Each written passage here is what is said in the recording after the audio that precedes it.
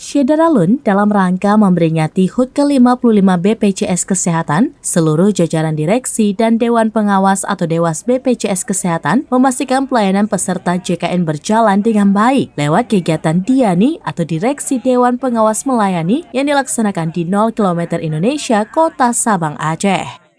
Anggota Dewas BPJS Kesehatan, Indah Deryani Hasman memberikan layanan administrasi kepada masyarakat pada Jumat 14 Juli 2023 di lokasi Sabang Fair. Diani bertujuan untuk menumbuhkan kesadaran peserta terhadap manfaat dan pentingnya program JKN serta meningkatkan pengetahuan dan pemahaman peserta terhadap prosedur, hak dan kewajiban peserta terhadap program JKN. Dalam kegiatan Diani, BPJS Kesehatan juga menghadirkan layanan jemput bola melalui BPJS Keliling.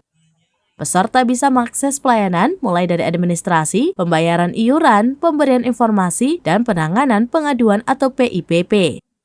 Untuk inovasi terbaru, BPJS Kesehatan telah merilis fitur iCare JKN yang memberikan kemudahan akses kepada fasilitas kesehatan untuk melihat riwayat pelayanan kesehatan peserta JKN selama 1 tahun terakhir. Dari Sabang, Aulia Prasetya, serambinews.com.